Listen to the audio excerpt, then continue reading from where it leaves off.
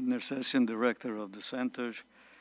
Today's program on the Body and Psychosis was suggested by Professor Vittorio Galese.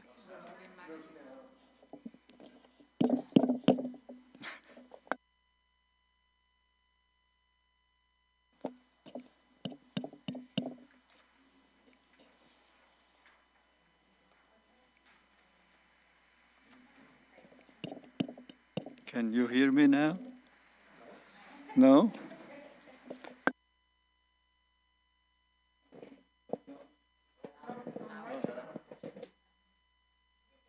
Get a little closer. Yeah. To put it in my mouth now. What's wrong with Mic check, 1, 2. No, it's dead. It's dead. Absolutely. Mic check. Oh, finally. Sorry about that. I'm Ed Nersessian, director of the center. Today's program, The Body and Psychosis, was proposed by Professor Vittorio Galese, who is sitting right there. Dr. Jerry Horowitz will be introducing the participants and watch over the discussion with a light touch. I'm just going to give you an update about the programs we are planning for the rest of the year. On March 18, Professor John Williams has organized one on memory. On April 8, Professor Chris Impey from Arizona is doing Life Beyond Earth, When and How Will It Be Found? On April 22nd, Ellen Gilbert is organizing Shakespeare Forever. On May 13th, Professor John Chun, Crisis in the University. On September 23rd, Professor Catherine Elkins organizing one on emotions. On October, the date is not yet clear. There will be a roundtable, and the title will either be generational divide in mathematics or shift in paradigm in mathematics, paradigm shift in mathematics. And then on November 1st, we have Professor David Greenspoon doing on planetary intelligence. So that's the program for 2023. Thank you. Hi, I'm Jerry Hurwitz. Ed forgot to mention, if the aliens actually do arrive ahead of that talk, we'll schedule something else. I'm here to announce our participants today, and it's a wonderful group. First, and if you could raise your hand when I mention your name, and is a board-certified addiction and general psychiatrist.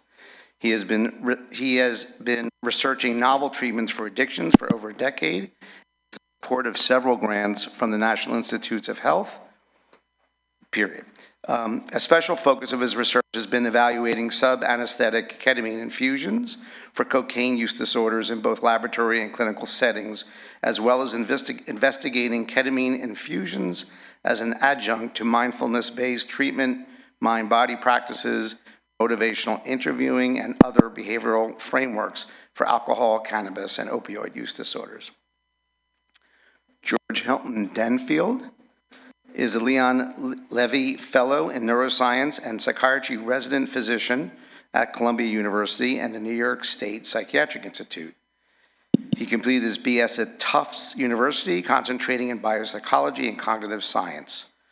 Dr. Daniel Dennett served as an advisor to his thesis, exploring whether and how notions of cognitive modularity might be reflected and instantiated in neuroanatomical structures.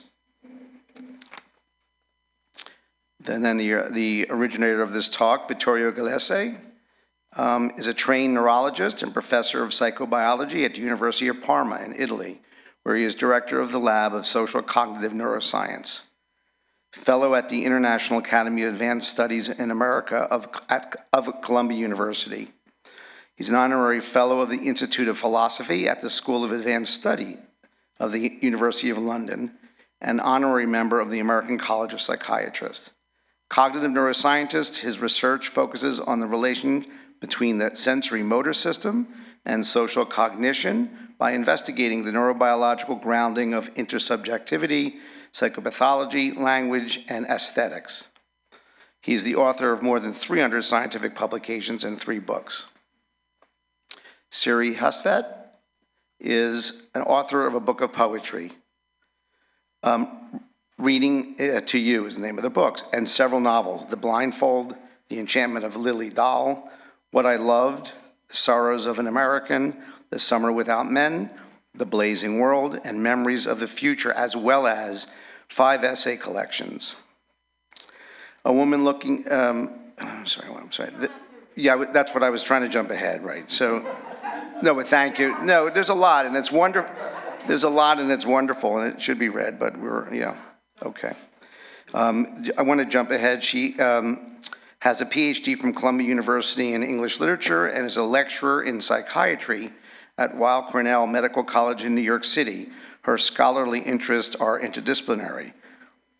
She has given numerous lectures at scientific and academic conferences on philosophy, neuroscience, neurology, psychiatry, and literature, and published papers in scientific and scholarly journals. Gail Weiss is professor of philosophy at George Washington University.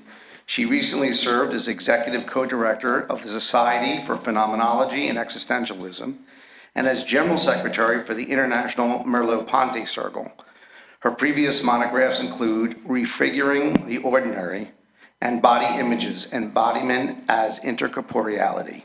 And she is currently completing a monograph entitled Existential Ambiguities, Beauvoir and Merleau-Ponty.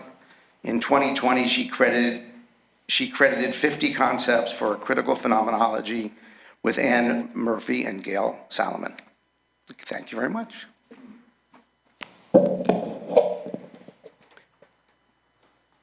So we agreed in advance that Vittorio might open with a few comments about what made you think of this roundtable, and we'll go from there. Yeah, first of all, thank you for having us here, for hosting this debate. I'm very looking forward to its outcome, since we will be in a position to hear different points of view from different backgrounds. I myself am not a psychiatrist. I was trained as a neurologist. I'm basically a neuroscientist, a mechanic of the brain body, so to speak.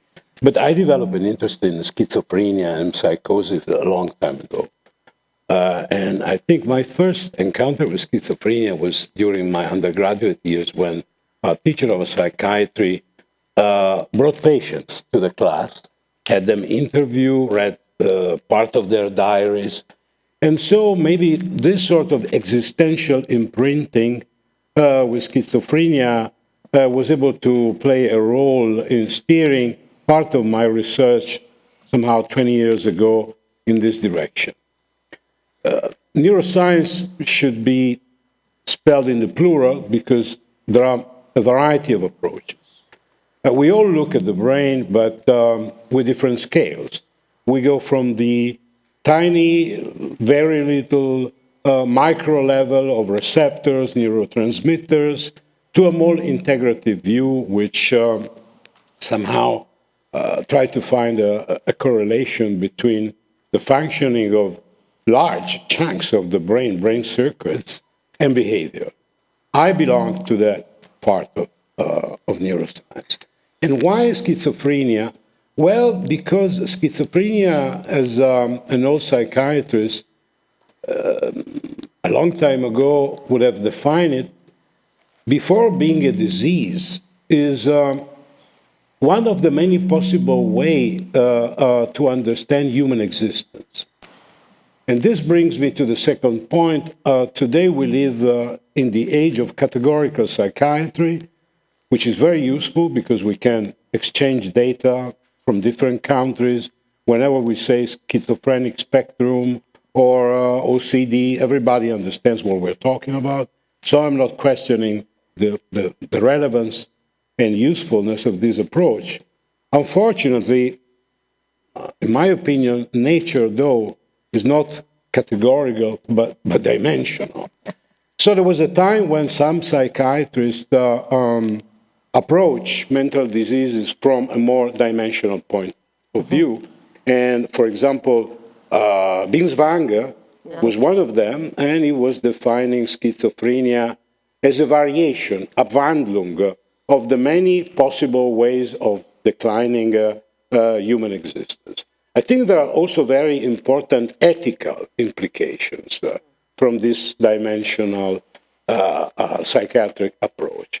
But to make a long story short, my interest in schizophrenia started from the realization that more than 100 years of psychopathological thought, mostly continental, German, French, Italian, Danish, never made it to neuroscience. I mean, the great bulk of research, very useful, very interesting, we need that desperately, was focused on the micro level, genetic level of description, neurotransmitters level of description, but the phenomenal experience of living your life, being in this condition, was totally left out from the laboratory with very few exceptions. So we decided to tackle the topic of schizophrenia from a bottom-up point of view, and by bottom-up I refer to the level of description of experience, which is another big neglected topic in neuroscience as we speak, experience and the body. And before shutting up, I would like to read a few lines from a schizophrenic patient, published by a friend of mine, Professor Thomas Fuchs, who is in Heidelberg University, who speaks as a 20-year-old woman. Beginning quote, "For some time I had a feeling as if my clothes did not seem appropriate anymore. My gait had changed. I walked stiffly and did not know how to hold my hands. Then I often looked into the mirror and found that my facial expression had changed, and I began to think that I might be regarded as a prostitute. Men looked so strange at me. I took passport pictures of myself in order to examine whether I only imagined that. Then I began to feel a kind of charging or tension in my body when others came near to me, as if it were passing over from them. Finally, I thought I should be made a prostitute by brain manipulation."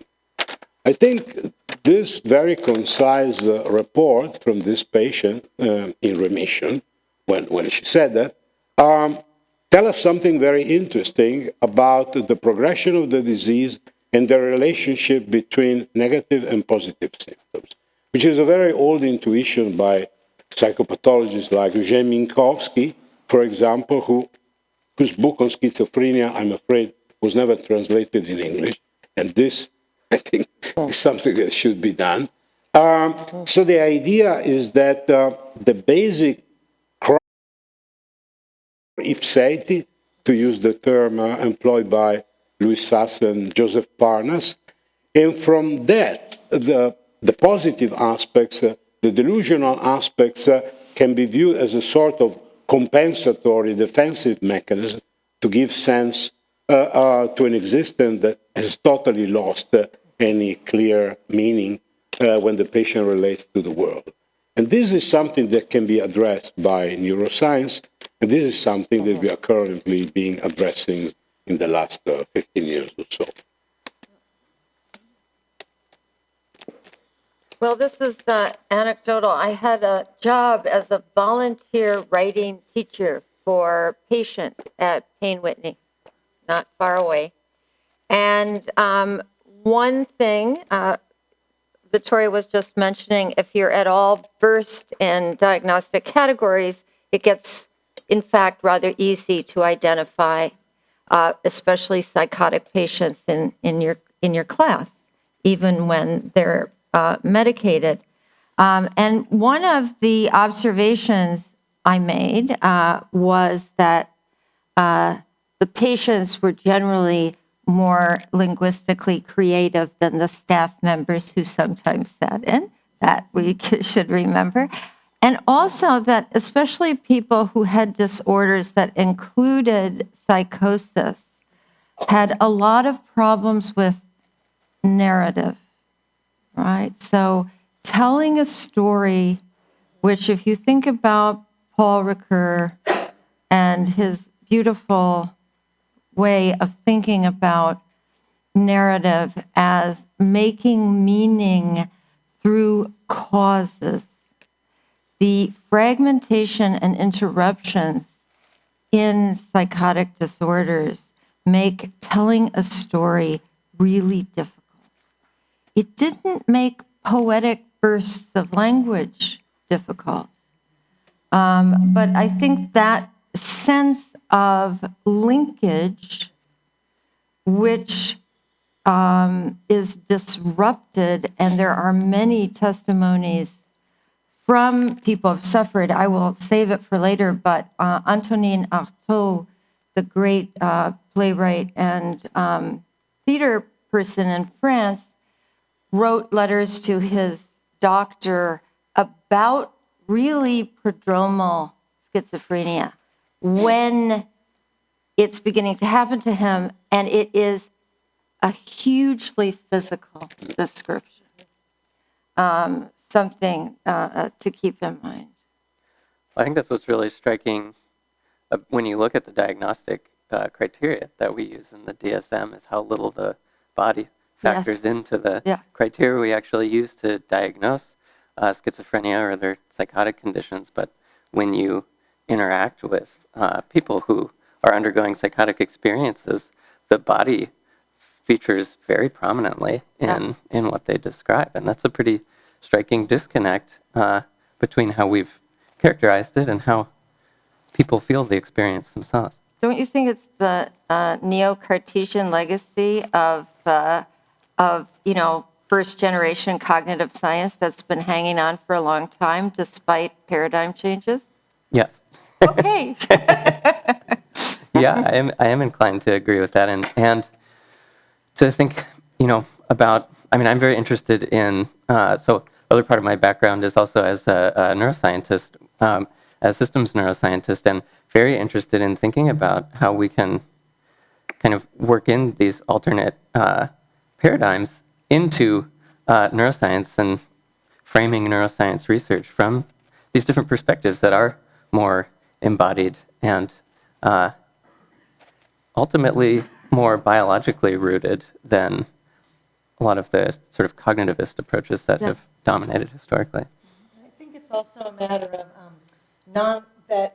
it's something Sarah Ahmed talks about and calls straightening devices, and how there are disciplinary methodologies and straightening devices, even thinking about Siri's example about narrative of these patients having trouble, that having poetic creativity isn't a problem. Right. But coming up with a coherent, what's regarded within as an acceptable, coherent narrative. That's the kind of thing that Sarah Ahmed's talking about as a straightening device.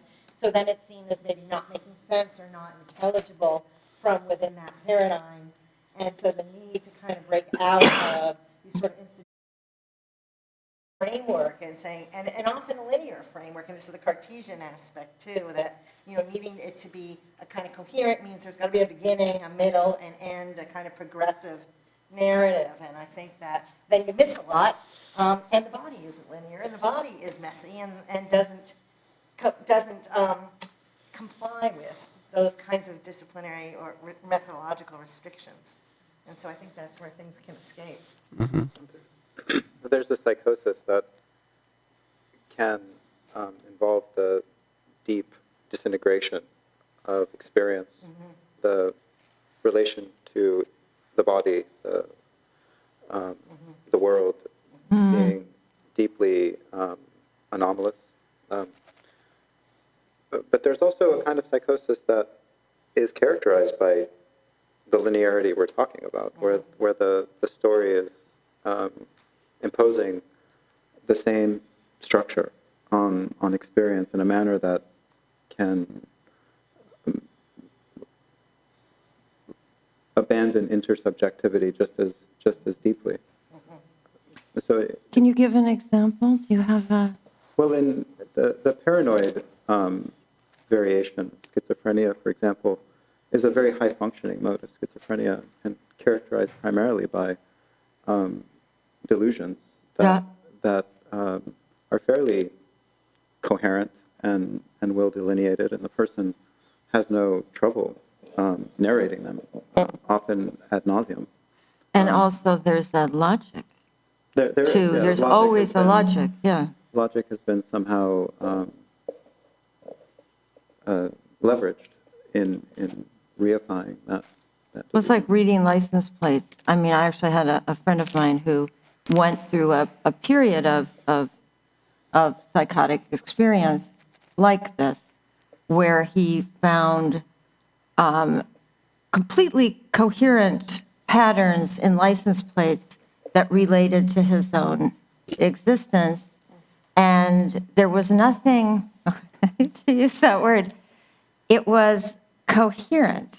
There were aspects of contextual reality that were missing, but the patterns had a logic that was perfect.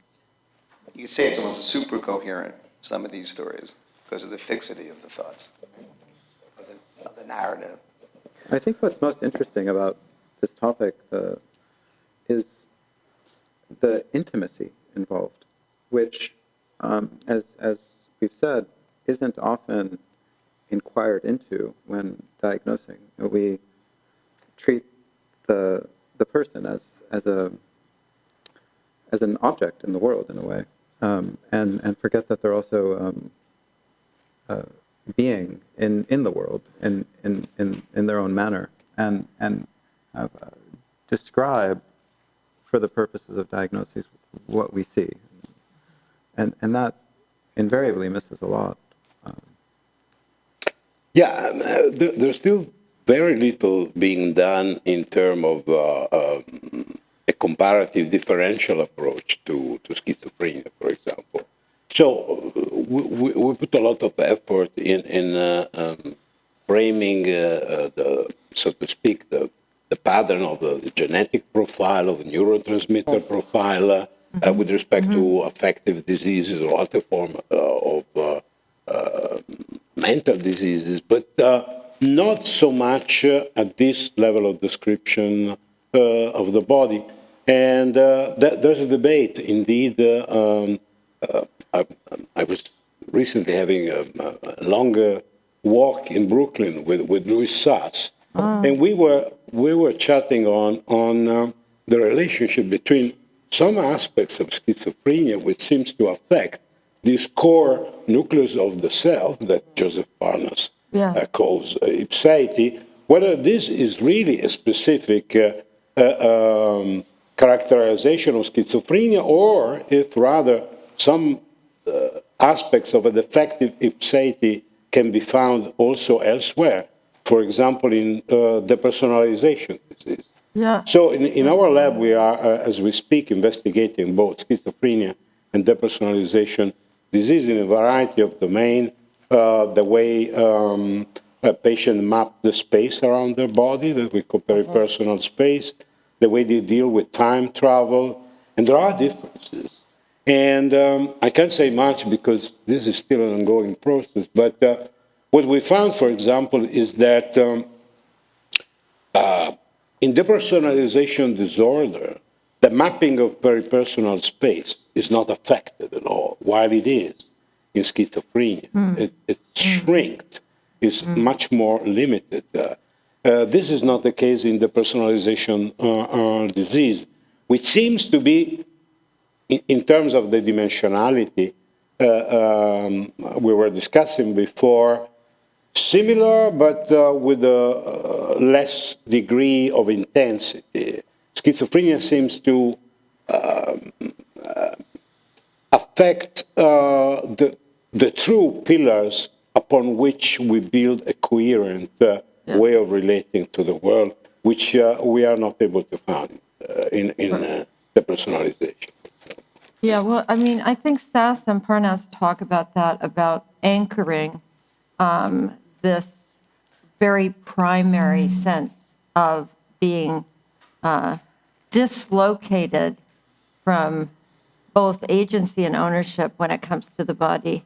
Another anecdote that a psychiatrist friend told me many years ago, a psychoanalyst, psychiatrist, she had an appointment with a schizophrenic a patient rather, who had been diagnosed with schizophrenia. And right before she went to the session, she had had her hair cut short. And when he entered the room of her office, he looked at her and he said, "Oh no, you cut my hair."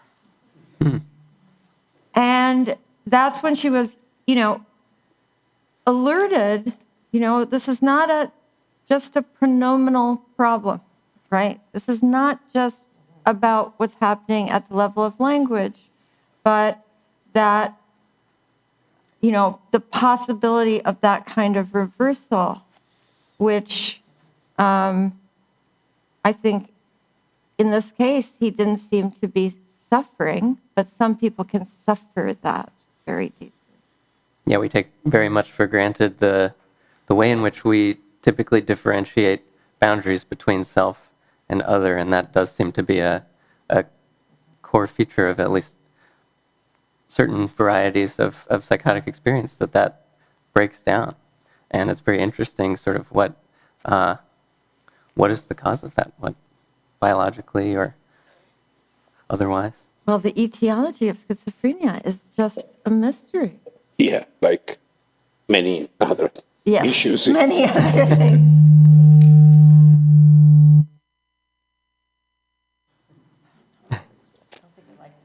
Yeah. I'm turned off. We're talking about narrative and causality and the body and, psychosis is the title. So what do you think the connection is, or can you start to outline what the connection is between the body and some disturbance and a sense of causality or a sense of narrative? Well, it was interesting kind of when we were talking about different varieties of psychosis, and one that seemed to have a more intact narrative structure, or at least one that people who are not currently having a psychotic experience feel like they could understand and relate to, versus other varieties that seem more disorganized. And it's interesting. I've recently been reading some work from Matthew Ratcliffe in his book Feelings of Being, which is very interesting. I would definitely recommend people look at that, because he's talking about how the way that the body shapes our sense of reality and our sense of belonging in the world, and how changes in bodily feelings are actually something that happen a lot in day-to-day sort of typical experience, but we don't pay a lot of attention to it, or we aren't fully oriented to it. But that more persistent or more intense, different varieties of changes in those bodily feelings can really alter our sense of belonging in the world and our sense of reality, how the world appears to us, whether it's a welcoming, familiar environment that feels easy to interact with, or whether it's unfamiliar, frightening, threatening in some way. And it's interesting because he orients us specifically to how those are sort of two sides of the same coin, of our feeling of being in the world is at the same time a feeling of the body. And so that really implicates the body very deeply and centrally in just our general sense of reality, and therefore in alterations to that sense of reality. And I think I'm very interested in exactly, so if you extend this, which will create a relationship to narrative, that our, rhythmic bodily reality is part of movement in time via the repetitions, the simplest ones, right? Breathing, heartbeat, then become walking that is also experienced by the fetal being. They know this, right, very early on. So rhythm is part of our reality. It's timing that's felt and experienced. It's not time, that abstraction, right, that physicists talk about, but the real bodily time. I think that is where the roots of narrative are.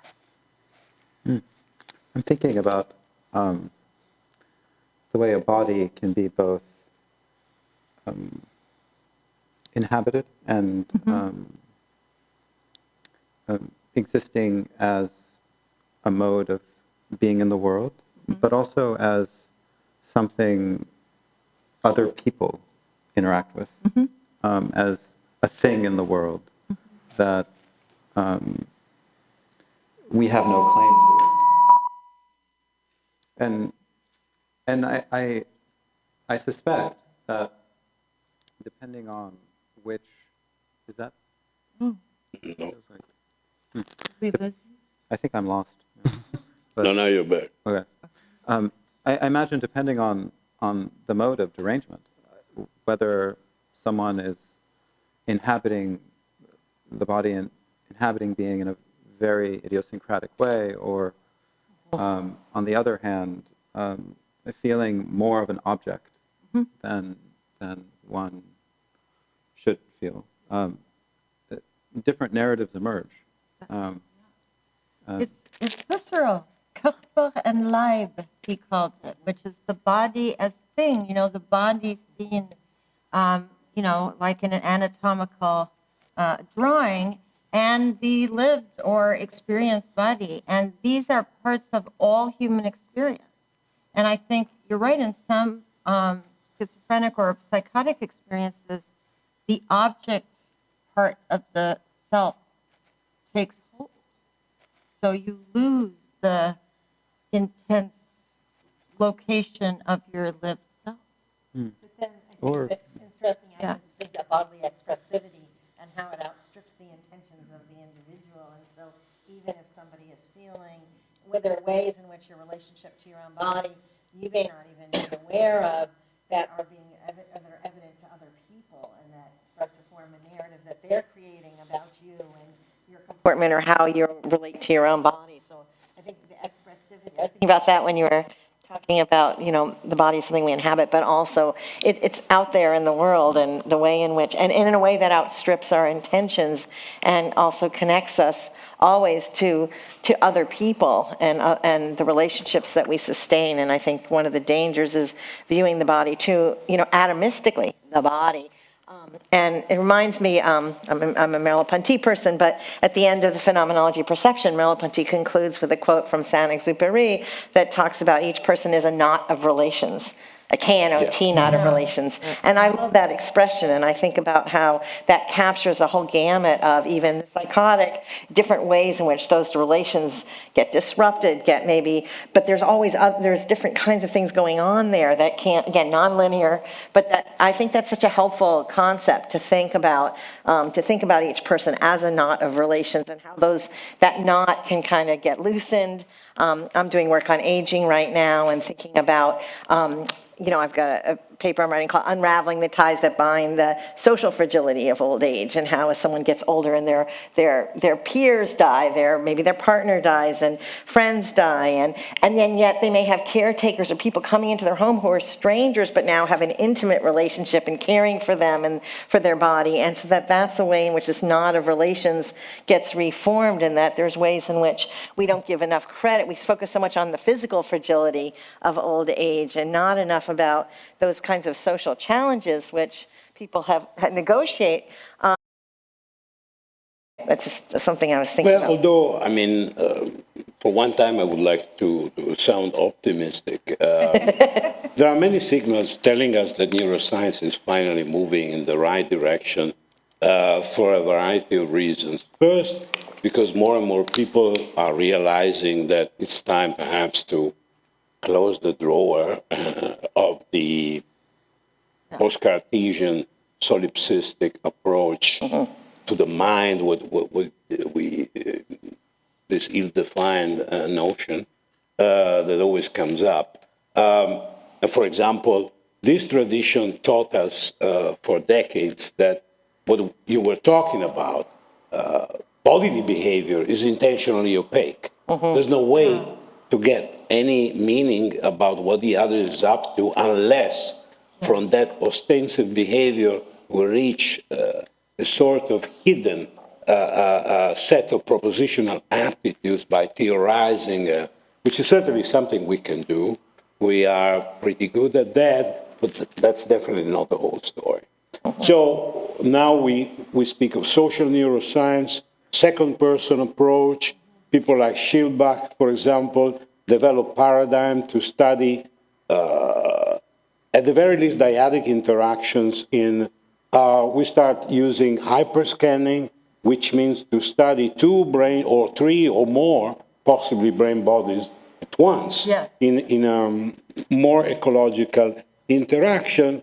And the third element of optimism is that even in our Western tradition, we are marching towards a far more holistic notion of an organism. So we study more and more the relationship between the brain and the heart, the brain, the heart, and the guts. There are colleagues and friends of ours studying the relationship between political discourse and gut feelings. So there's this new term, interoception. Exteroception deals with our perception of what happens outside of our body. Interoception refers to what's going on inside our body. You were mentioning Merleau-Ponty.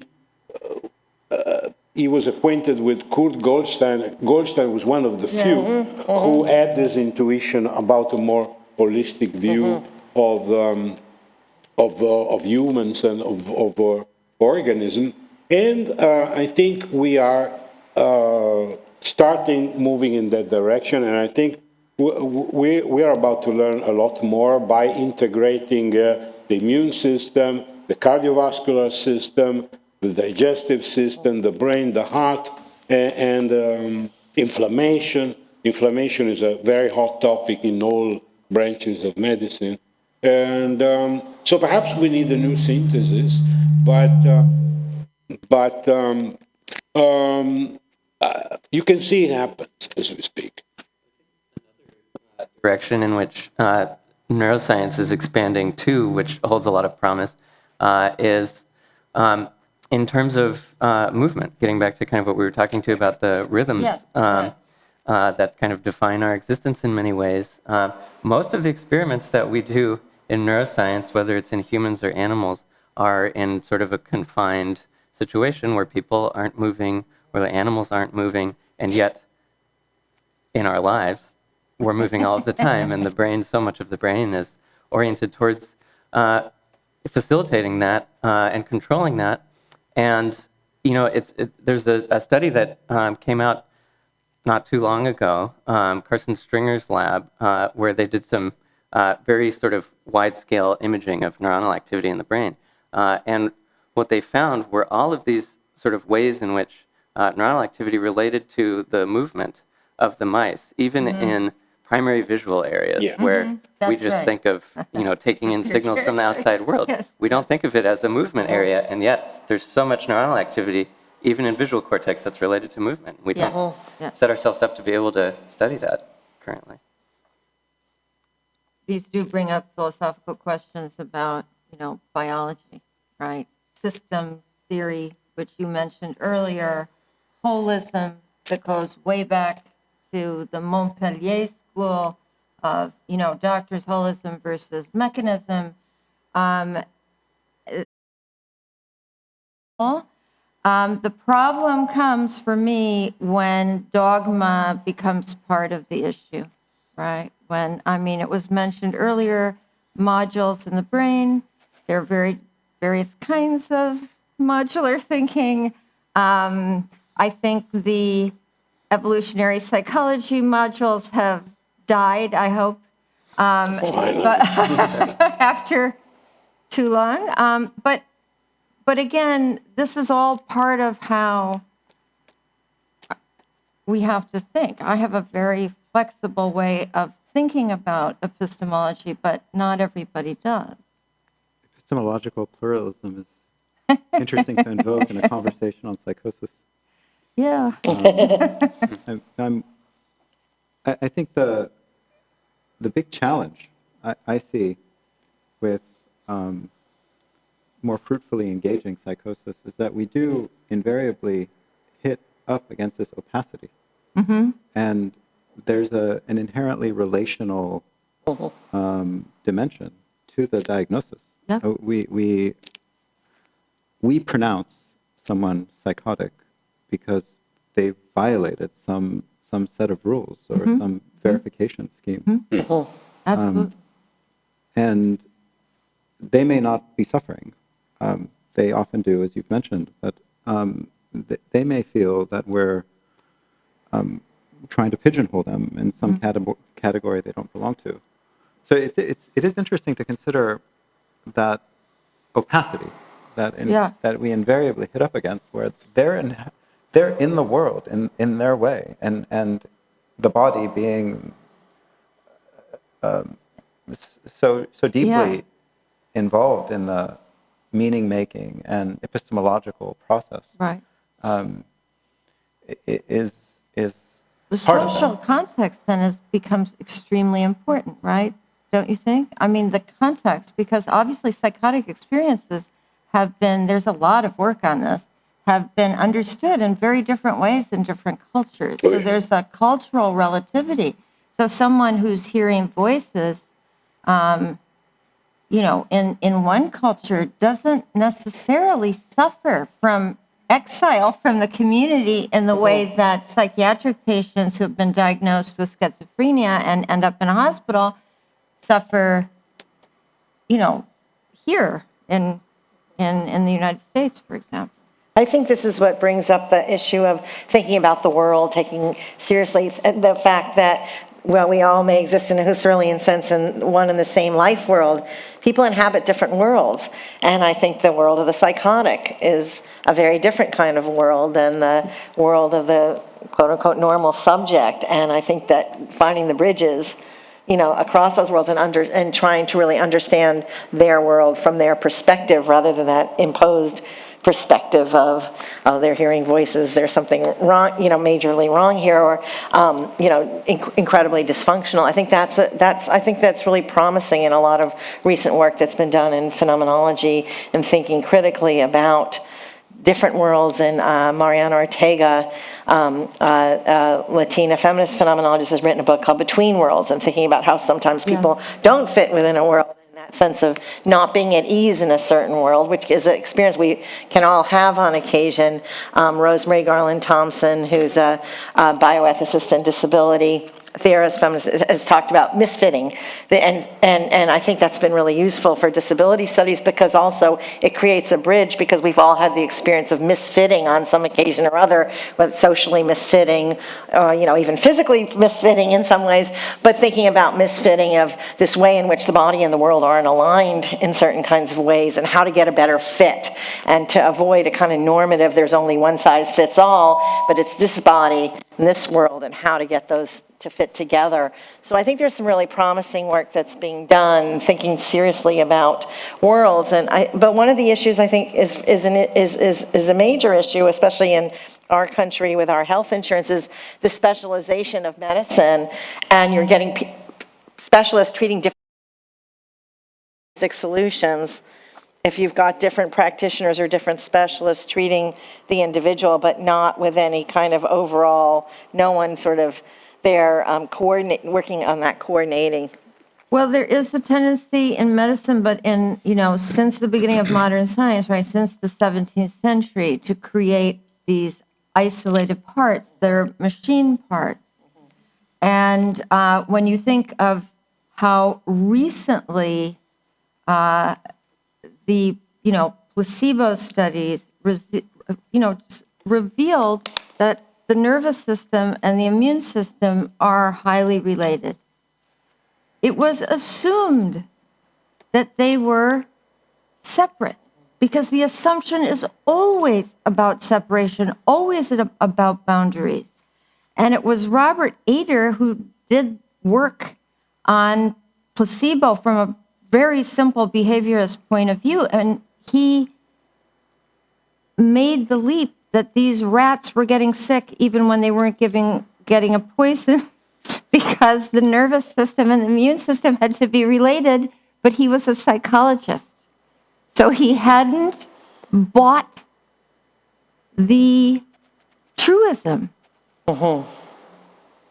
This is very interesting. We still teach undergraduate students about the existence of the autonomous nervous system, which is Yes. not autonomous at all. It's fully integrated. It speaks with the prefrontal cortex, with the amygdala. So it's all tightly integrated, and but our pedagogic model in medicine, as we speak, apparently doesn't know what's going on around the corner in the lab. And so we still keep teaching the body severed in pieces, each of those making a distinct discipline. It happened to some relatives of mine addressing an orthopedic about a relative kidney problem, and the orthopedic said, the kidney, but what do I know? I'm an orthopedic in a hospital, and empty. So this is the way it works many times, unfortunately. We should challenge that. We should, because, I mean, it's all out there. I mean, it's clear that we should move towards a much bigger integration of our knowledges, and we need a new synthesis.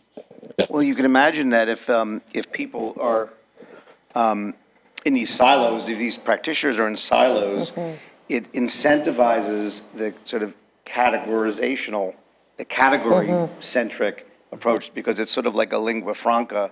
Say, look, there's just this small set of objective, symptoms and signs. That's all I need for the diagnosis. It would be more conducive to having a sort of a dimensional approach if those silos did not exist, I think, right? Well, and I think we are talking about what are now classified as psychiatric disorders, psychosis, and psychiatry has always, for a long time, right, moved back and forth between more phenomenological approaches and, the sort of biomedicine model, and and has had severe case of physics envy throughout, because other physicians don't always regard psychiatrists as real doctors, right? Because being a psychotic patient is not the same as having the measles. There's no pathogen that you can identify, and after, let's face it, billions of dollars spent, there isn't a single gene or a single biomarker worth its salt in a clinical situation that helps diagnose psychiatric illness. That's a big deal. I was speaking with a friend about this, who is a psychiatrist, and he's involved in the liberation psychiatry movement. So when he heard the name, he said, "Oh, finally, we're going to be talking about the carceral aspect of psychiatry, the ways that psychiatry has been involved in the demonization, incarceration, subjugation of people who are other, and including women who are just half the population, right? And psychosis remains the mode of being that is most often associated with involuntary hospitalization. Yep. For sure. With the It's necessary. I mean, it's also true that some psychotic patients are dangerous to others or dangerous to themselves. Oh, yeah. There's no question they don't need help. I think the point is that element of the social involvement, where there's a putting in place, quite literally, of the person who's being challenged by certain modes of psychopathology. It's most salient in this realm. And I think the question, when we're talking about how we might embrace more epistemological pluralism or fluidity, or be able to acknowledge the very unique mode of being that psychotic individuals might have. How do we reconcile those things? How do we continue to see them as both in the world for us and also in the world for themselves, for their own modes of being?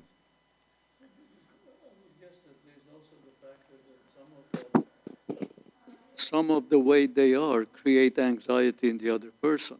So there is a protective element based on the anxiety that you feel, because it doesn't follow the logic that you have in your head, the expectations that you have in your head.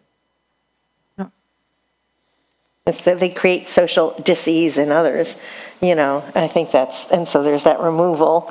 And then there's the world of the institution, which often is very sterile and there's nothing personalized about that space.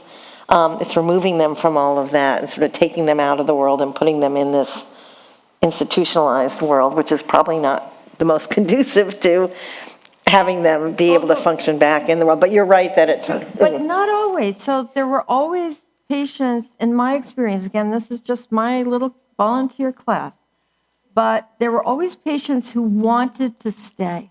And there were patients who wanted to leave. So, you have different experiences. There were patients who were in my class that I got to know over, a couple of weeks, who felt safer in the hospital, who liked especially the, artsy activities. And so, again, I think it varies. The old idea of the asylum is something that can be rethought, I think, in different ways. Yeah, but the point is that if one would want to take dimensionality seriously, the immediate implication, which partly relates with individual medicine, everybody speaks about nowadays individual medicine, which is an optimal goal. The point is that it costs a lot of money.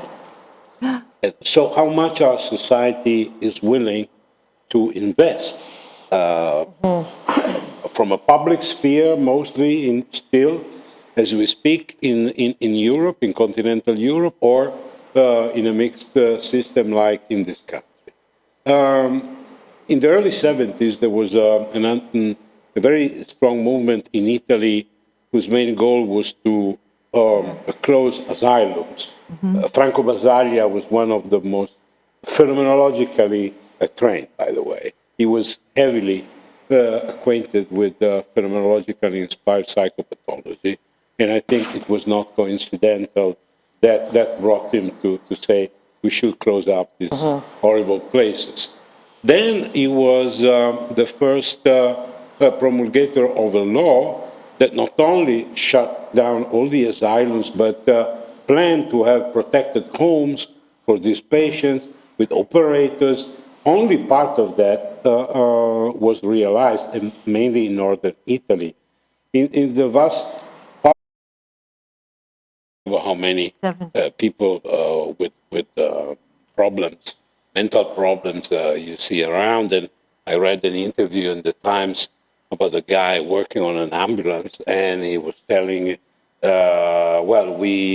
when they commit a crime or they hurt people or they disturb people, we put them on a bed in a hospital for a few days, and then they are released. But there's no program taking care.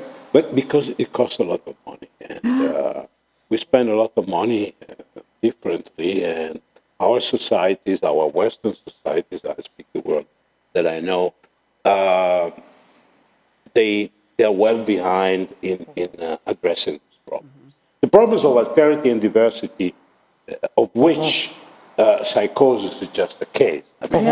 Right. But also, like, the idea, this is, I think, relates to what we've been talking about a social context, and then voice hearing, which is a classic supposed symptom of psychosis. Well, okay, I am a voice hearer, not all the time, but especially before I go to sleep. Nabokov had it. there are lots of people who function perfectly well who hear voices a lot more than I do.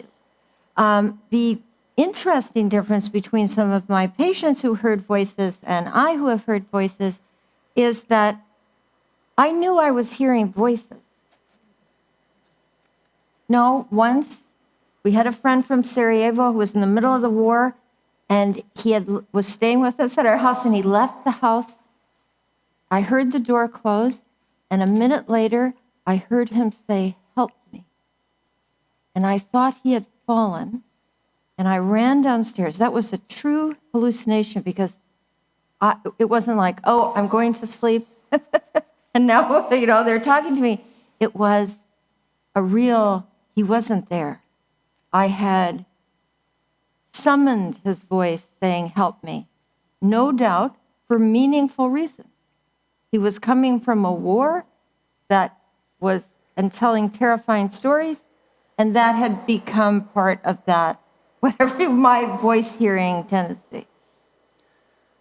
I'm curious as to your use of the word "I know" or "no." The difference is I know I was hearing voices, because the person with psychosis would say the same thing. I know I'm hearing voices. Yeah, but usually they're often cosmological explanations. I mean, in my classes, for example, people had very elaborate explanations that I, for example, just to give myself, never had. I thought when I was 12 and I heard voices rather often, I thought I was going crazy. And if I told anybody, they would put me in a hospital. So it's a somewhat different. Your reality testing. Yeah, exactly. I didn't think I had a, chip in my head, or the Martians were coming, alien invasion. I thought that if I said anything about this weird business, they would ship me away to Faribault, where they had the mental institution. So I didn't tell anyone, and they went away mostly.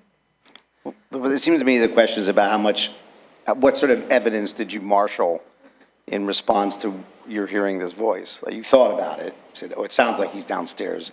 Let me go see." Right. Yeah. I was interested in this case. I want to go back to this idea about causality and psychosis, because I wake up in the morning, and some days I know I need to do something, and pretty much the first thought in my head is like, get up because you got to do this, right? So there are times, because I'm really a lazy person in the morning, where I wait a long time before I get out of bed, just relaxing, whatever. And I have to tell you, I don't know why I get up when I do. Like, I just sort of find myself, I've moved out of bed, right? So there are a lot of different, that doesn't surprise me. It's like, it seems pretty quotidian. I just do that, right? But there are a lot of different ways I might relate to that delay and the sort of my unconscious movement towards getting out of bed. I could say I'm depersonalized, like I did it, but I feel somehow alien from the person who got out of bed. Right. I don't do that, I'm happy to say, but I could. I could say someone controlled my body, right? Someone outside my body controlled me, and that's why I got up when I did, because really across the spectrum, right? And the question I have is, why do sometimes the patients with psychosis have such productive, elaborate explanations? Yeah. Right? They almost seem over... Storytellers. Yeah, they're like overabundant, But right? in really elaborate, cosmologies that I found were often borrowed from religious traditions, various religious traditions, depending on the education and upbringing of the person in the class. But they were never, in my experience, singular. It wasn't adopting a tradition.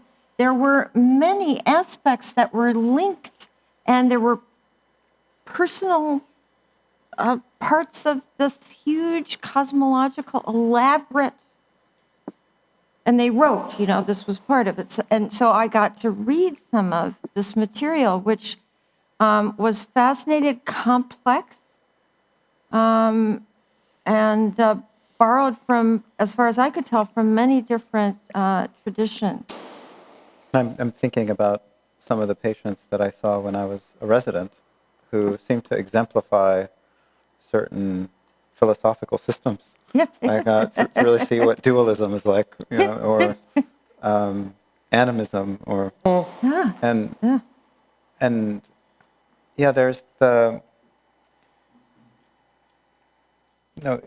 back to that idea of a supercoherence, and kind of an over-identification with a scheme that most of us might be able to contemplate in a bracketed way and not become stuck in. But somehow, for at least some people with psychosis, there's a real stuckness in that. Yeah. Yeah, It seems, yeah, please. it seems more that it originates in a feeling rather than in some sort of rational process that you use to construct elaborate explanations of well, why must I be hearing voices? It doesn't seem like, when you pay attention to the subjective experience, it doesn't seem like they're going through a deliberate, rational, inferential sort of process to try and explain, and sort of they're expressing their sort of deeper, sort of more background feelings. I wonder if there's like a noetic feeling.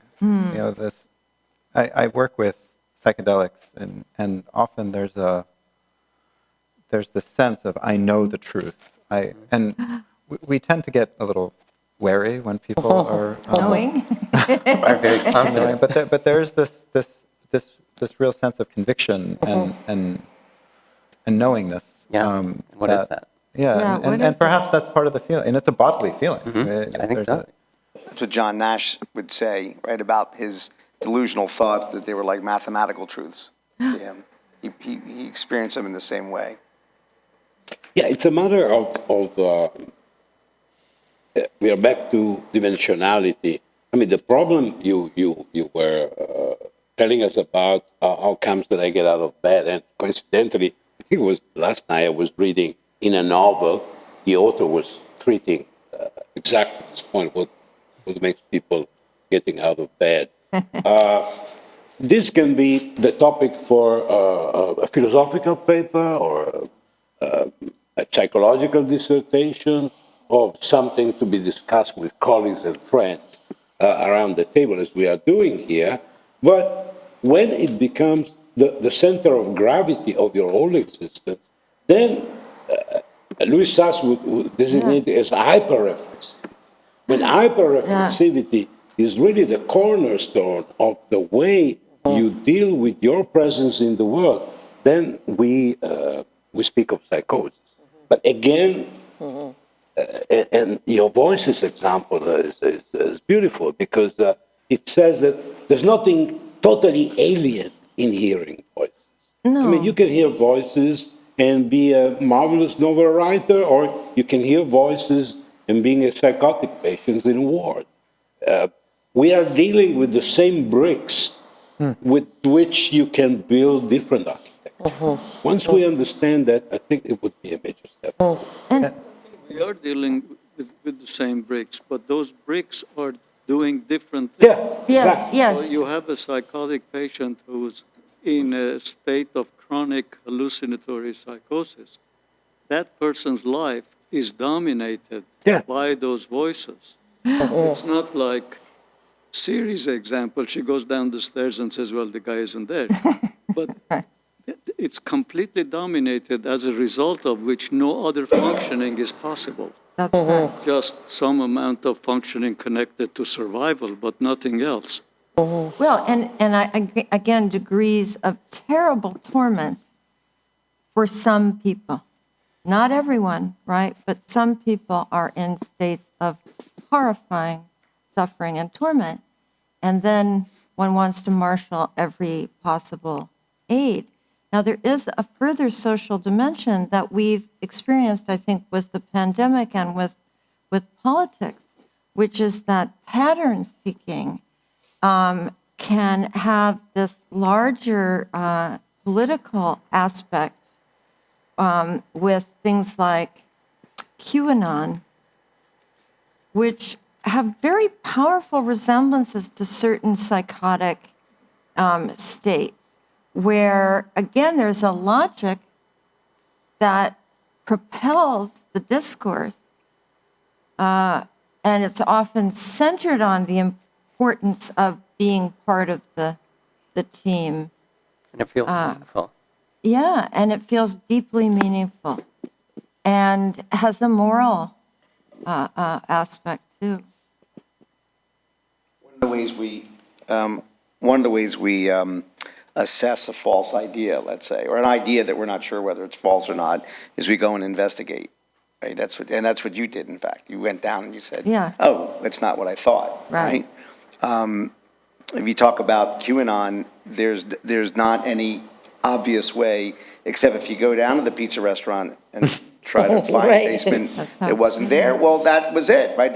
Look at the extent to which that one individual had to go to realize that his belief was false, right? He had to go that far because otherwise most people don't have those opportunities. Yeah. They're swimming in a lot of false narrative and they can't enact. That's where I think the body comes in again, because the body does the investigating typically. It's true, but there's a lot of marshaling on evidence in these groups as well. And I did once, it did scare me a bit, I have to say, but I did look into some of these chat rooms, and there's a lot of numbers, a lot of statistical proof that's offered. So it's not that the patterns are nonsensical, which brings us back to your earlier comments. They make a kind of sense. Often there are ragged holes within those patterns that, if you have a different point of view, you could point that out. But they then are self-creating in a way. I think we're kind of dealing, with the question of how do we as society, as people, decide what counts as acceptable realities to hold. I mean, we're exploring what are all the ways in which someone's reality and world can differ, and then how do we decide which ones are acceptable or not? So one of the things I'm still a little bit not clear, but I think, Vittorio, you're talking about the role of the body in psychosis. Yeah. So what is the role of the body in psychosis? In other words, in what way, or is it that you're saying understanding the body better and its reactions better, it would help us get a better understanding of psychosis? It's both. I mean, the body is highly relevant for our cognition. I mean, our cognition is intrinsically bodily based. And we are rediscovering this truth after centuries.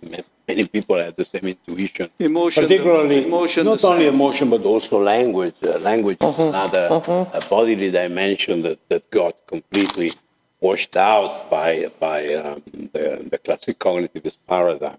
But to stay on the body, for example, the way we relate to others means that to a various degree, we try to attune with the other. Yeah. And this attunement to the other, investigation is, for example, that the very same part of your brain that map your tactile sensations on your own body become active also when you witness those tactile experiences on the body of others. And in, for example, one of our studies showed that in first episode schizophrenic patients, this mechanism is not functioning properly. First, because those areas are less active when they witness the experience of someone else, but simultaneously another part of the brain that normally gives a sort of affective quality to the experience of being touched, which is the posterior insula, in healthy controls shuts off when you witness the present or unpleasant tactile experience of someone else. This didn't happen in schizophrenia. And with a colleague who is in Quebec, Georg Northoff, who is a psychiatrist, psychoanalyst, a philosopher, is a Renaissance kind of psychiatrist, if you allow me this expression.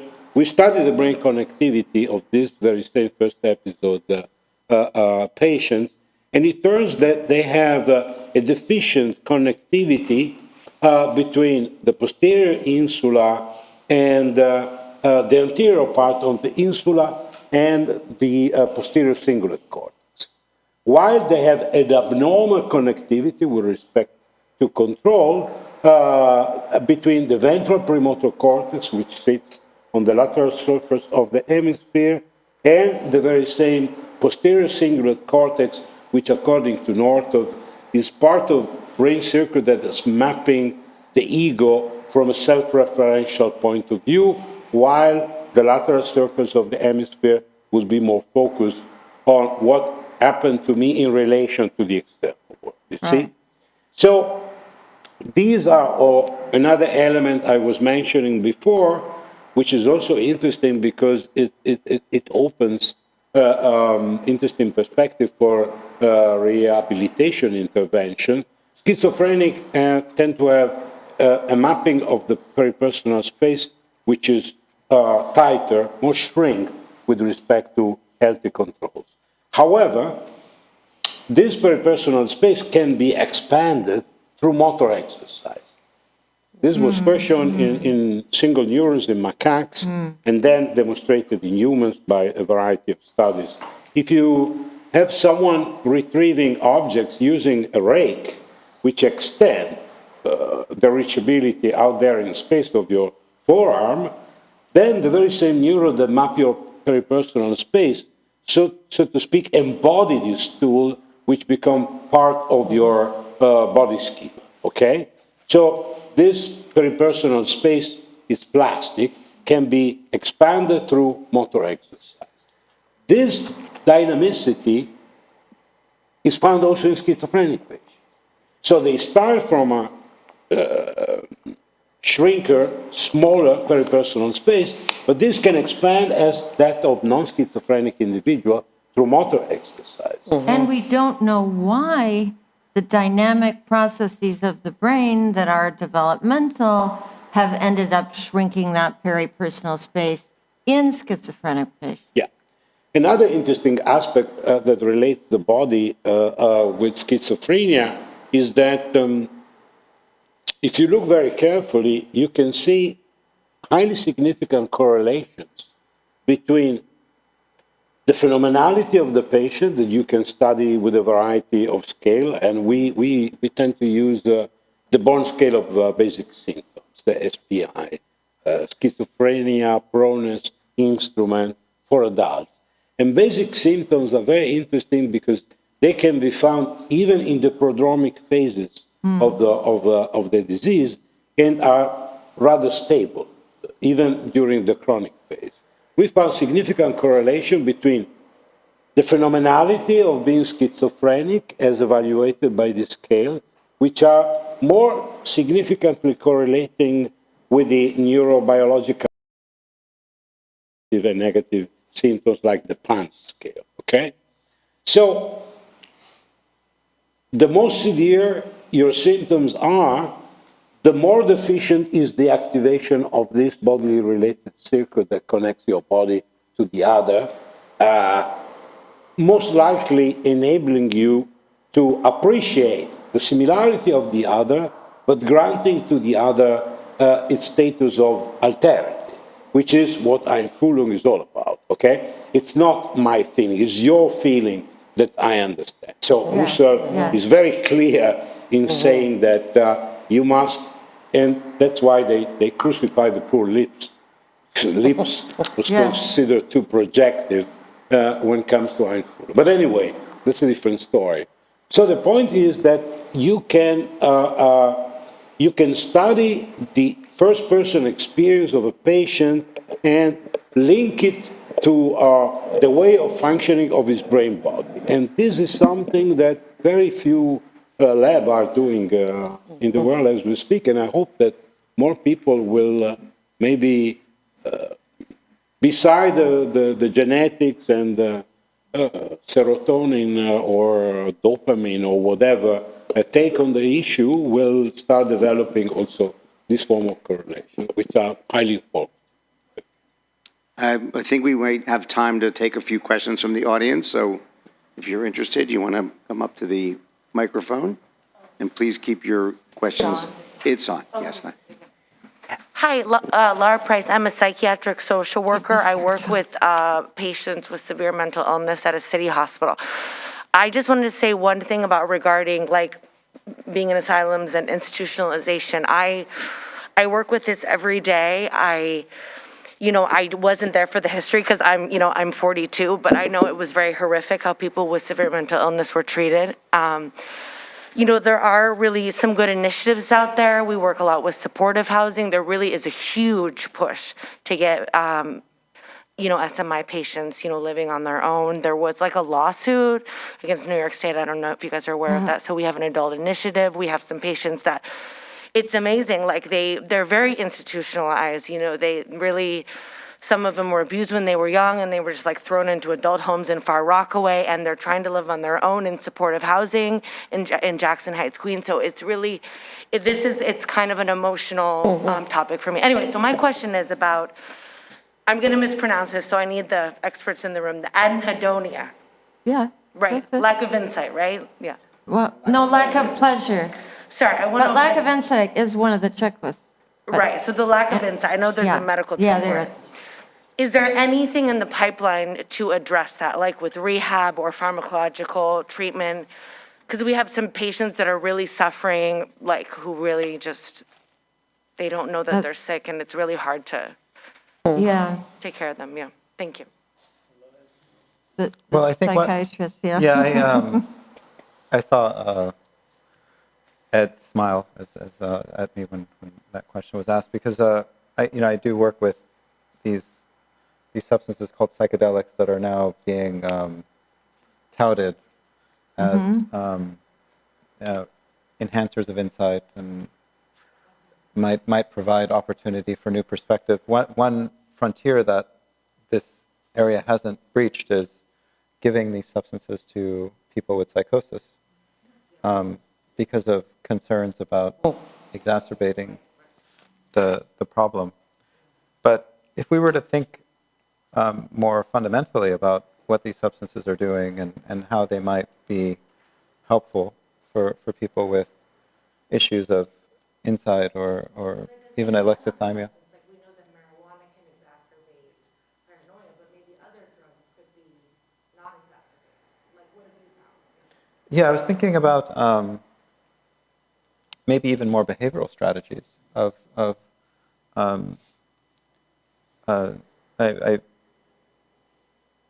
thinking about Laborde, the Guattari's clinic that involved, most famously, people would have these, it's a non-hierarchical clinic in France that was oriented around rethinking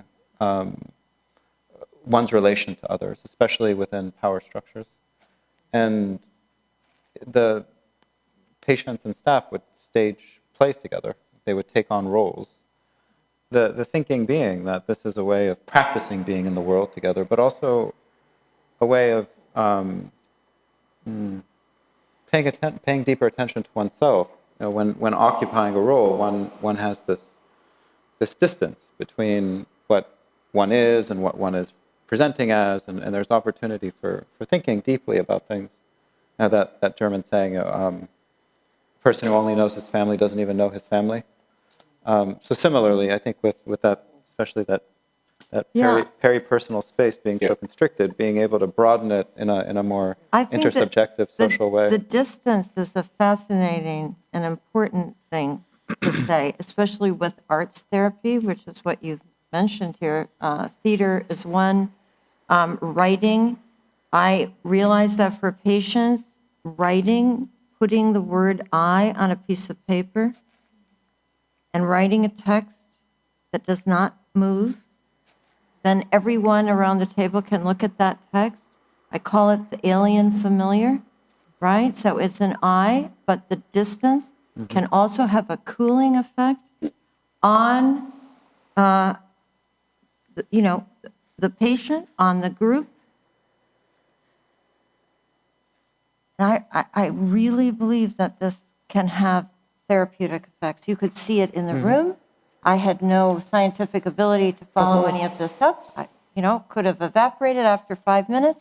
But during that time, that alien familiar played, I think, an important role in, is what Virginia Woolf called cooling when she was writing her diaries, right?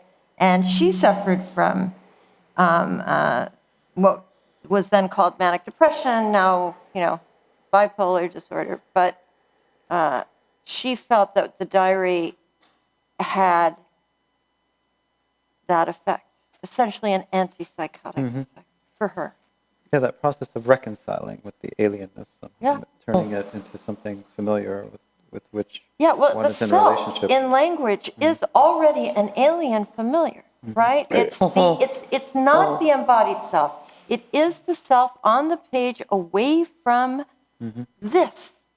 And that away quality can have therapeutic benefits. That's why a lot of people write.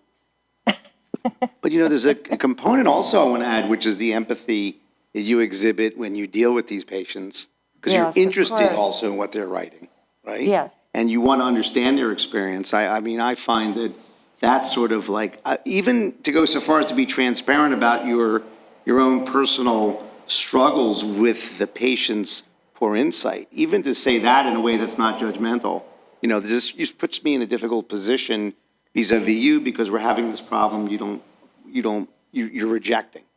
What can we do about that? And over time, it's not an easy thing, and it doesn't always work. But I think over time, these patients, and it could be quite a long time, they could develop more insight. Yeah, I think that. Like you said, you guys talked about discomfort in the clinician. That's true, but I don't know if you guys have met patients who are severely ill, and you can't really do anything to medicate them, and they go to the judge, and the judge says they don't need to take medication, and then they hang themselves. They try and hang themselves in your care. So I'm not just talking about. No.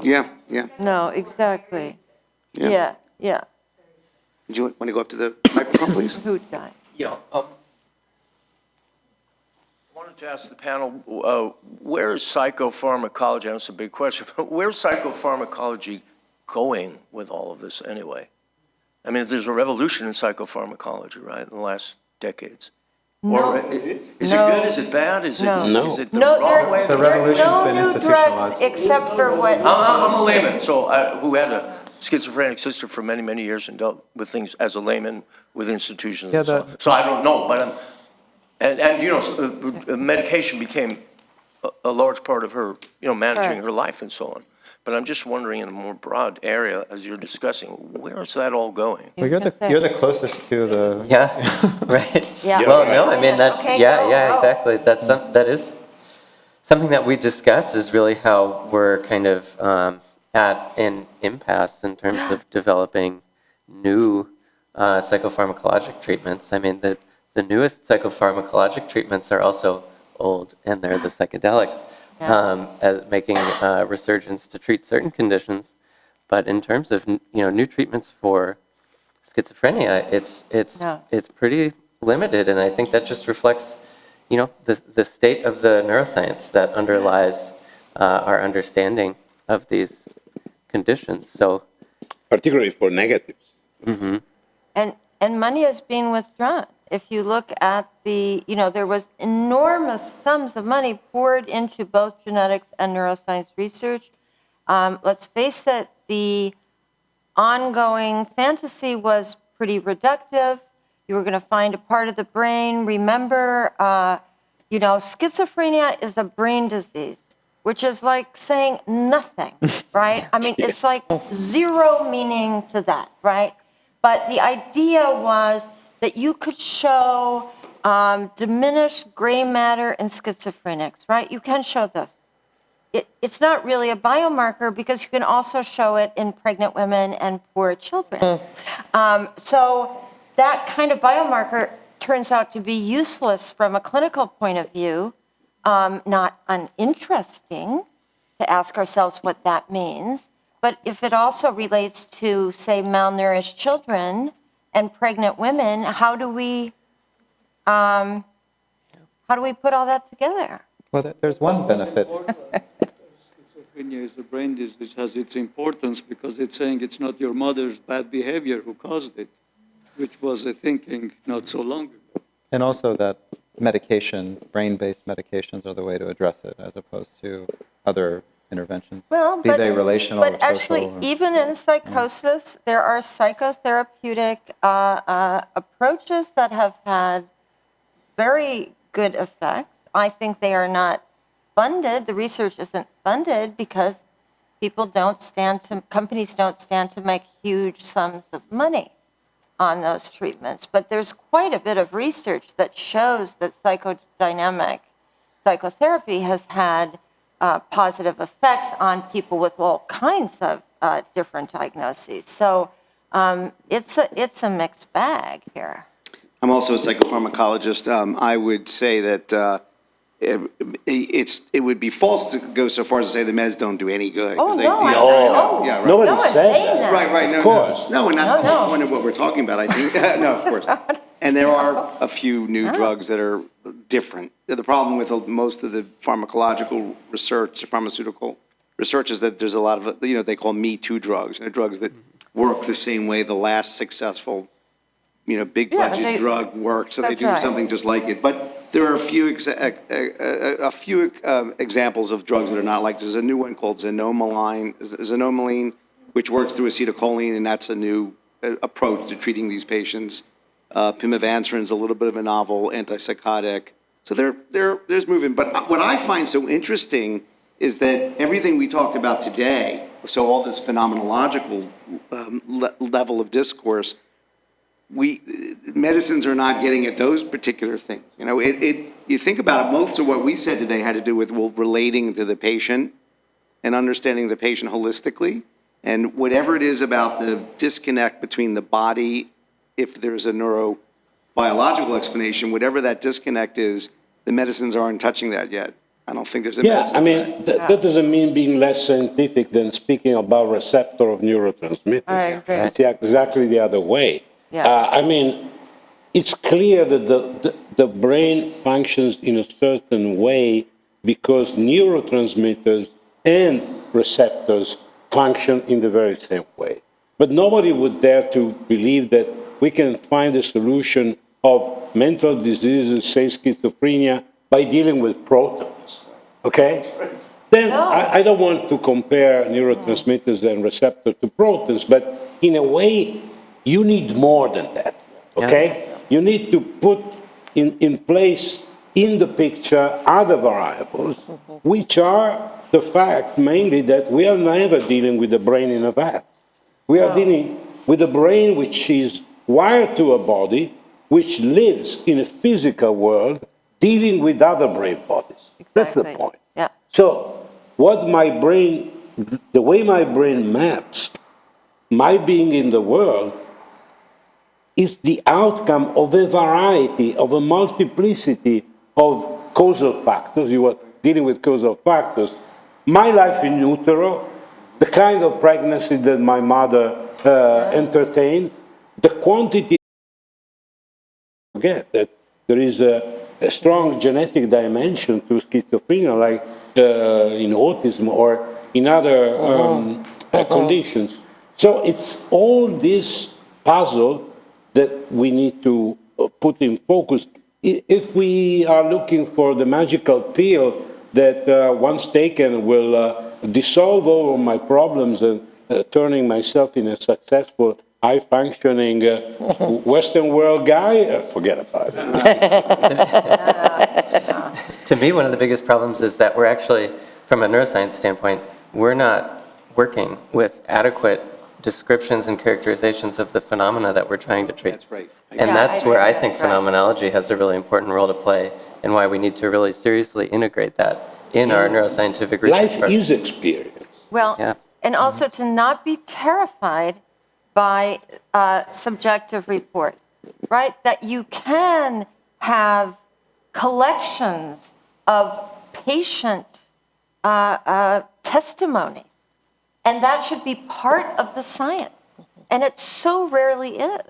In medicine, you have case studies, not as many as there used to be, but case studies, and you never have quotations anymore from the patients. Okay, I have, Arto is great because it's the body here. This is beautiful. He is talking about his suffering. He says, this is sensory of the body, think about it. He said, if it is cold, I can still say that it is cold. But there are also times when I am incapable of saying it. This is a fact. For there is in me something damaged from the emotional point of view. And if someone asked me why I could not say it, I would answer that my inner feeling on this slight and neutral point did not correspond to the 3 simple little words I would have to pronounce.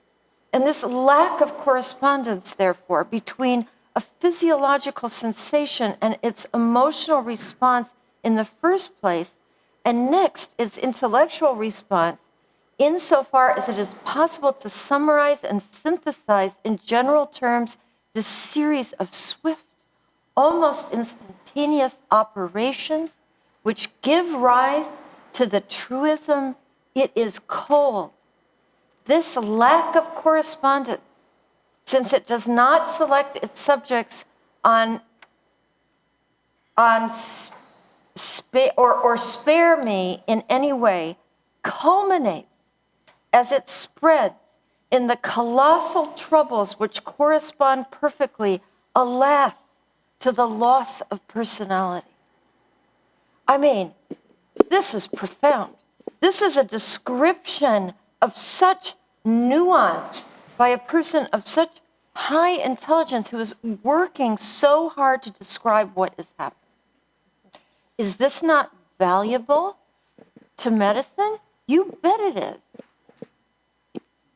But sometimes that level of lucidity, like I was thinking you invoked Binswanger earlier, and thinking about the case of Ellen West, and how lucid she was. She knew exactly her idée fixe, and the whole, I'm thinking about the Foucault, Binswanger, Dream and Existence Volume 2 that has, I mean, they talk about that, but the case of Ellen West, which is followed by the diagnoses, where none of them are as lucid or clear as she is about what she's laying it out, she's stating it, and nobody can help her. So there's a level of insight there, sort of the opposite of what you were asking earlier about your patient's lack of insight. So having insight doesn't necessarily get you the kind of treatment that you might think you could get, and that failed case I thought I just was so struck. I've always come back to that. Binswanger got it wrong also with Abby Warburg. Yes, he had to call the old Kreppeling to make the right diagnosis. It's her testimony. It's just what you're saying, Siri, the power of the testimony.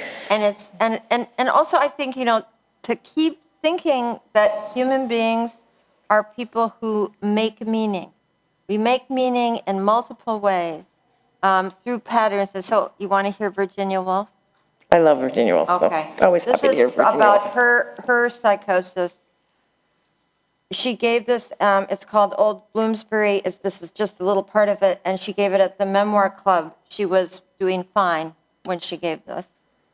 When I look back on that house, it seems so crowded with scenes of family life, grotesque, comic, and tragic, with the violent emotions of youth, revolt, despair, intoxicating happiness, immense boredom, with parties of the famous and the dull, with rages again, George and Gerald, with love scene with Jack Hills, with passionate affection for my father, alternating with passionate hatred of him, all tingling and vibrating in an atmosphere of youthful bewilderment and curiosity that I feel suffocated by the recollection.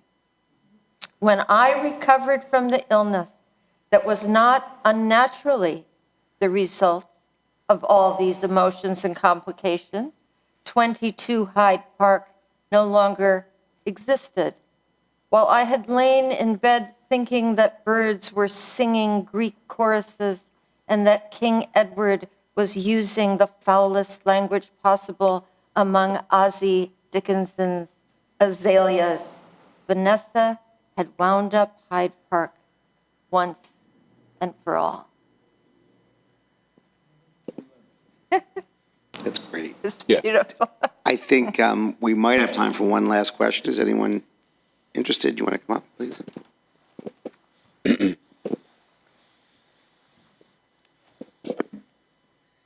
So quickly, first of all, thank you. This has been a very interesting conversation.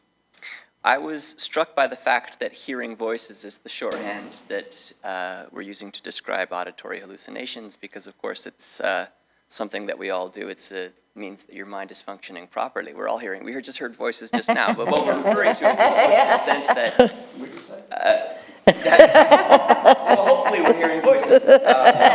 We're feeling textures. We're tasting tastes. Yes. You know, we're doing all these things. But it reminded me that what we're really talking about is the not being in the world. There's a sort of I think a consensus that something of the insights of phenomenological experience help us understand psychosis in an important way beyond the pharmaceutical. But that world is really what's interesting about the question, right? And I was just, as I was sitting, I was imagining a patient perhaps who says, you know, I'm crippled by this sense that when I eat, that the food becomes human flesh inside of me, and it's terrifying. And you mean the Eucharist? Like, so that led me to wonder, what about the religious? How do you approach psychosis from the perspective of religiosity, and for people for whom, the world is occupied by presences and experiences that in a sort of a clinical condition you might describe as hallucinatory?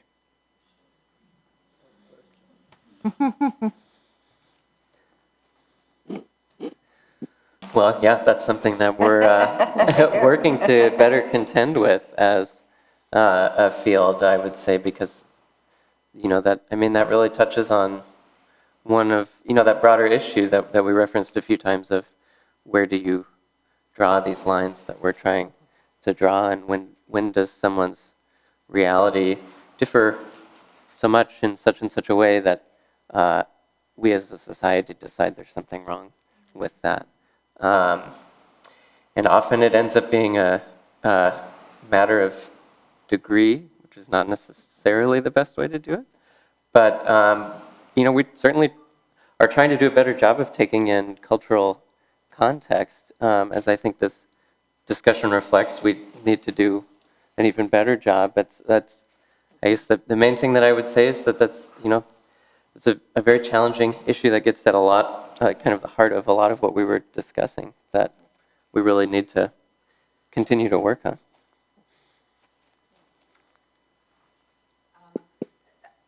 I just wanted to mention two artistic films that deal with this problem in terms of the community relationship and attitude toward it.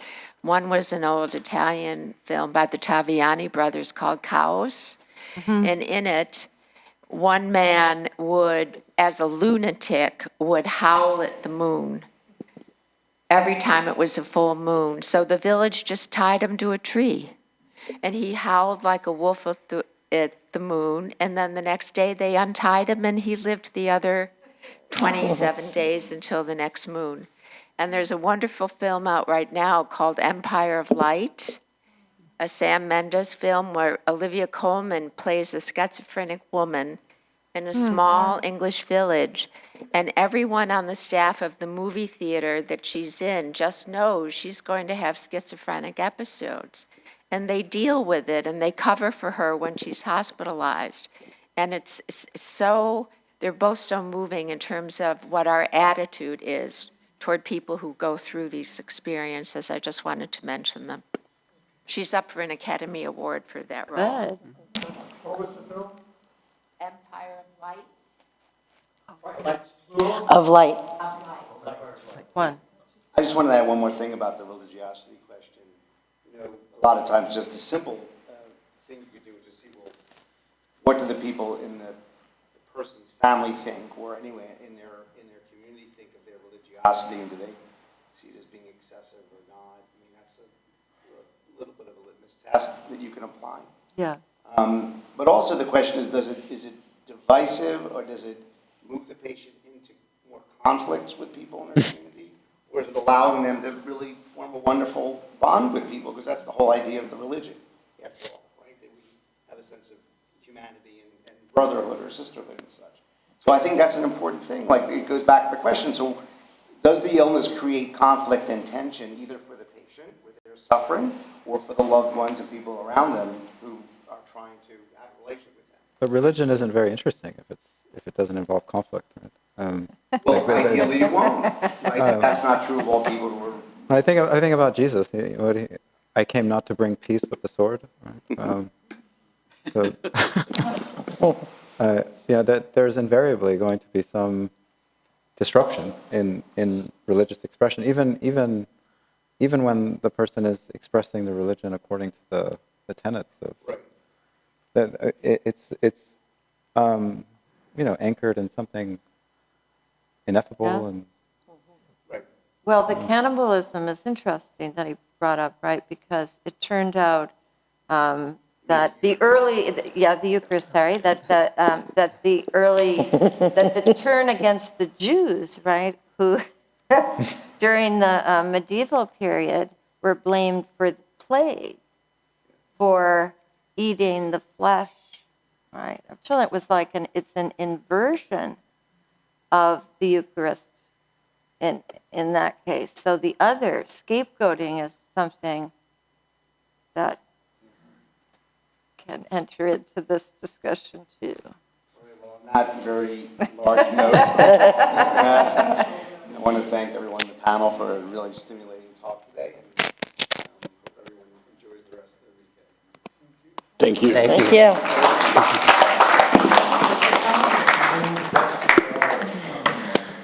Thinking the religious example moves you from hearing voices to speaking in tongues, which is very effective.